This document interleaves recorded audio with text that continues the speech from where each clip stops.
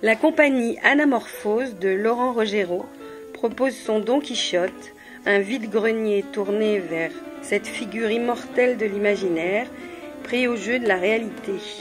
Rencontre avec le metteur en scène.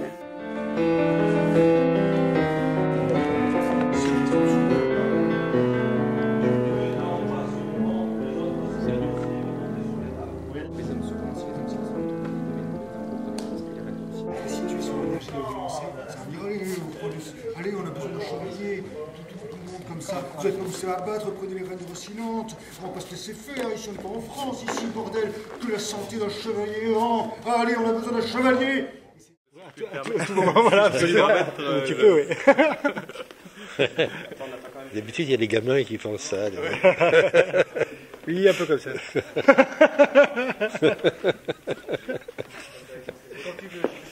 Ça y est, c'est parti.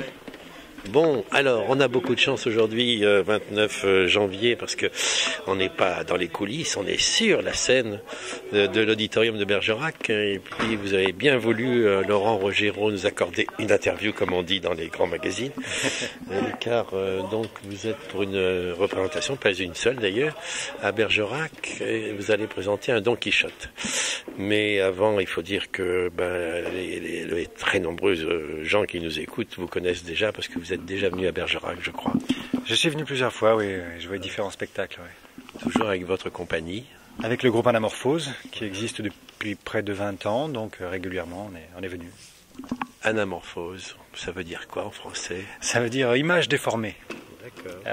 Donc ce qui a correspondu à différentes modes depuis le XVIIe siècle, même depuis l'Antiquité en fait, qui consiste à prendre une image, à la déformer, donc de créer un petit mystère autour de cette image et par un moyen comme un cylindre de métal par exemple, donner un angle de vue qui reconstitue l'image déformée. D'accord. Vous tenez à ça pour le théâtre aussi? Oui, à l'origine c'était ça. Je m'étais fait l'idée que le théâtre était comme une image déformée de la réalité. Nécessairement une image est nécessairement déformée puisqu'elle est faite de plein de conventions, de fausseté, et que par contre elle implique que le spectateur qui regarde cette image déformée la reforme dans son esprit, évidemment retraduisant les codes, les appliquant à la réalité. D'autant plus que la réalité est peut-être une image déformée du théâtre, on ne sait pas. Absolument, on pourrait le voir comme ça aussi. Bon, alors là, vous vous attaquez à un gros truc, on va voir ça ce soir, c'est Don Quichotte. Vous êtes déjà attaqué à des gros trucs, comme Don Juan par exemple. Alors, Don Quichotte, tout le monde connaît, personne ne connaît, enfin c'est comme les grandes œuvres, quoi. On a l'impression de connaître, et puis ce qui est bien connu est pas toujours bien connu. Tout à l'heure, on a vu des gens civils, mais on a vu tout de suite qu'il y avait un Don Quichotte et un Sancho. Ouais, je me trompe peut-être, mais enfin bon, vous avez choisi les acteurs en fonction des personnages ou... Effectivement, on les connaît sans les connaître, mais ce qu'on connaît d'eux, c'est la silhouette. En général, un grand Don Quichotte, maigre, et un petit rond pour Sancho.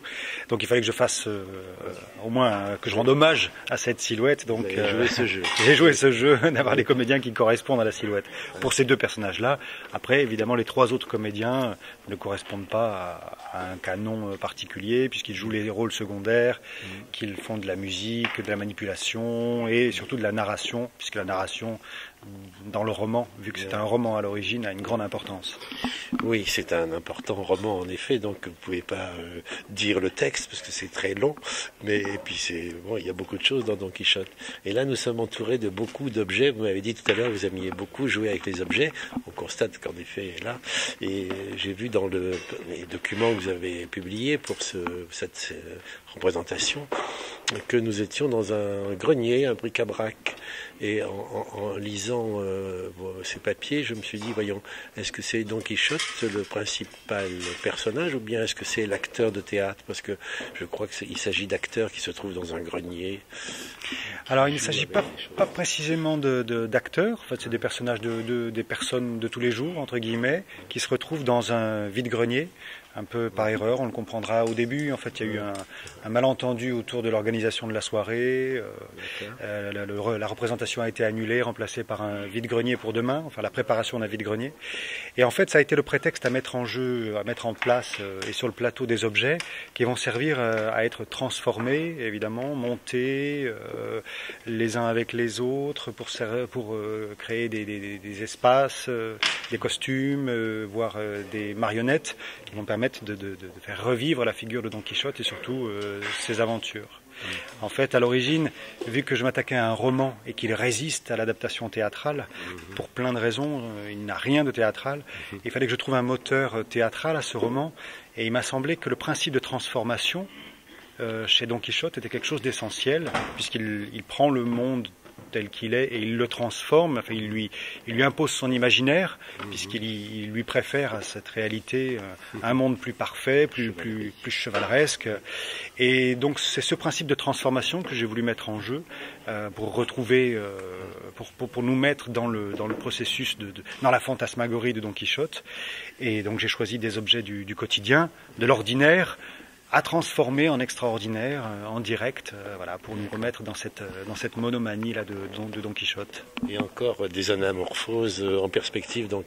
Et je vais prononcer un grand mot, mais c'est Don Quichotte, c'est donc universel, hein, c'est un chef-d'œuvre, comme on dit. Bon, et donc cette universalité, vous la voyez dans la transformation. C'est une très très bonne idée, évidemment, mais on pourrait préciser un peu en quoi, parce que bien sûr, Don Quichotte est fou. Il se prend pour un chevalier alors que la chevalerie est morte. Enfin, je ne vois pas de moulin à vent sur cette scène. Alors la transformation don quichotesque serait laquelle exactement? Ben pour moi, c'est celle qui consiste à imposer l'imaginaire à la réalité.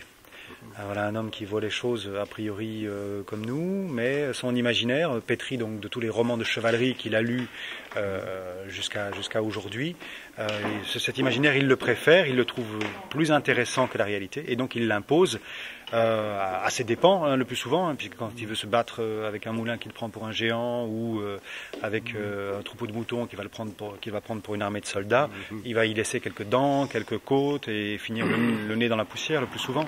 Mais le plus important, c'est qu'il va au bout de cet imaginaire, de ce fantasme, il l'impose à la réalité, et à un moment donné, on est presque tous amenés à y croire, en tout cas au moins à le rêver avec lui. Vous diriez qu'il est fou?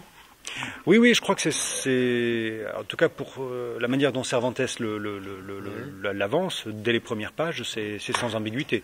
Il est fou. Et c'est d'ailleurs plus intéressant, je trouve, de ne pas être ambigu à ce niveau-là, parce qu'une fois qu'on a admis cette convention, on a affaire à un fou. Alors quand on commence à l'écouter, on est vite troublé. On n'est pas arrêté par l'idée qu'il est fou, parce que bon voilà, ça y est, elle est admise, mais on se rend compte que ses propos sont très sensés et que sa démarche, finalement, qui consiste à avancer ce qu'on va considérer comme fou ou imaginaire, est souvent plus intéressante que la démarche des aubergistes, soldats, bergers autour de lui, finalement. Et Sancho, là-dedans, il est un contrepoint, il est quoi? Alors il est intéressant parce qu'il est plus ambigu, on pourrait dire, dans la mesure où il suit son maître, donc il faut bien qu'il soit fou, ou presque aussi fou, en tout cas plus idiot que son maître. Mais en même temps, comme il le suit longtemps, son expérience lui montre bien que son maître est fou et que le gouvernement que son maître lui a promis, il y a peu de chances qu'il l'obtienne un jour, que finalement on n'y gagne pas grand-chose à ses aventures, on prend plus de coups qu'on ne ramasse de louis d'or, et pourtant il continue. Et je trouve qu'en ça, il se rapproche de nous, conscient de la vanité ou de la folie de certaines actions, et en même temps choisissant, puisque finalement je crois qu'il en fait le choix, et de plus en plus au fur et à mesure qu'il avance, malgré tout de le suivre, peut-être parce que c'est plus intéressant de vivre ce qu'il vit dans le sillage de ce faux chevalier fou que de ce qu'il était amené à vivre dans son champ de patates. D'accord, merci beaucoup. Et puis voilà, on va laisser au spectacle le soin de nous surprendre. Est-ce qu'on peut dire un mot de votre compagnie? Enfin, vous incarnez un théâtre qu'on pourrait penser lui aussi comme Don Quichotte, un peu fou, parce que des troupes errantes, comme ça, même si c'est sur l'Aquitaine essentiellement, mais tout de même un peu errantes, ça existe et ça marche. Alors, je ne peux pas vraiment parler de troupes parce que comme la plupart des compagnies de cette région et même en France, je n'ai pas les moyens ou les possibilités structurelles de garder une équipe d'acteurs à demeure, et je le regrette bien d'ailleurs. Ce qui reste, c'est l'itinérance, c'est une forme de précarité, en même temps de créativité qui lui est associée, une forme de liberté de recréer chaque fois le cadre, le nombre d'acteurs, l'ambition de chaque nouveau projet. vous embauchez, si je peux dire, un petit nombre d'acteurs, et puis c'est le temps du spectacle et des représentations, et ensuite on recommence. Voilà, c'est ça. Alors il y a des fidélités. Deux des 5 acteurs qui seront là sur ce spectacle sont des comédiens avec qui j'ai déjà travaillé sur plusieurs spectacles. L'un comme musicien, là il passe comédien, et l'autre comme comédien depuis une douzaine d'années. Et donc voilà, à côté de ça, je fais des rencontres comme de ces 3 jeunes comédiens qui sortent de l'école d'acteurs de l'Est-Bas à Bordeaux. Mais pour chaque nouveau spectacle, tout est à reconsidérer, l'économie de ce spectacle, enfin sa production, sa diffusion, les salles visées, donc les moyens qu'on lui accordera, et évidemment le nombre de comédiens ou de collaborateurs qui est proportionnel aux moyens qu'on aura. Tenter d'adapter un peu vos productions aux moyens dont vous pensez pouvoir disposer. Je suis tenté et obligé dans une certaine mesure, c'est-à-dire que c'est ce qui fait par exemple que j'alterne assez régulièrement des formes importantes et des solos. Les solos étant plus faciles à tourner ou à monter, et puis assurant le lien, je dirais, dans le temps entre 2 grosses formes, parce qu'il va me falloir plus de temps. Il m'a fallu 2 ans finalement pour produire ce spectacle. Et dans l'entretemps, il faut bien qu'on tourne d'autres choses. En Aquitaine, vous êtes seul avec ce genre de compagnie, ou bien vous savez qu'il y a pas mal de gens comme vous qui... Il y a beaucoup de gens dans mon cas. Je suis loin d'être seul. La manière dont je fonctionne est finalement la plus courante, je dirais, pour la plupart des compagnies. Vous avez cité l'école de théâtre, là. Alors, moi, je suis un vieux con abonné au TNBA. Vous avez des rapports avec cette scène nationale ou... Alors j'ai eu pendant des années, c'est-à-dire depuis 97, des rapports très réguliers avec ce centre dramatique où j'avais été accueilli d'ailleurs en résidence entre 98 et 2001. Les années qui ont suivi, j'ai eu quelques contacts et ils ont encore régulièrement coproduit des spectacles à moi. Mais ces dernières années, non, les portes se sont fermées. Ah bon. Ouais. Alors la direction va bientôt changer, donc tout va être à reconsidérer. Ouais.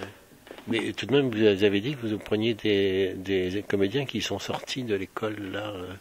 Oui, alors c'est pas parce qu'on me ferme les portes que je ne m'intéresse pas à ce qui se passe dans ce théâtre, et donc j'ai suivi avec intérêt cette formation, et dès qu'on a pu les voir jouer, là, ces comédiens, en dernière année, je suis allé voir leur spectacle, je les ai rencontrés, je les ai appréciés, je les ai choisis aussi pour leur esprit d'équipe, c'est-à-dire le travail qu'ils avaient fait pendant 3 ans ensemble, qui les rendait assez complices tous les 3. Les écoles de théâtre font appel à vous, comme je sais pas quoi, formateurs, stagiaires, enfin pour un peu montrer aux jeunes comédiens ce que c'est qu'un, non pas un vieux comédien, vous n'êtes pas vieux, mais enfin un comédien professionnel comme vous qui vous êtes écouté, on vous demande. Occasionnellement, oui, pour une rencontre ou un petit stage, ça m'arrive, ça m'est pas plus arrivé ces derniers temps, mais dans différentes structures, ça m'est arrivé, oui, d'intervenir ponctuellement. Ce que j'ai fait régulièrement ces derniers temps, les 2 dernières années, j'ai travaillé avec l'école du cirque. Donc là, c'était pas des acteurs, mais ils ont un gros travail artistique à faire autour du mouvement. Donc l'école du cirque de Bordeaux, j'y ai été associé pendant 2 ans. D'accord, merci, j'ai encore 10 000 questions à vous poser, mais bon, on va arrêter là. Vous voulez ajouter un truc je ne sais pas. Non, je crois qu'on a abordé les questions de fond sur le spectacle. Bon, très bien. Après, tout reste à réinventer avec les spectateurs. Merci beaucoup. Avec plaisir.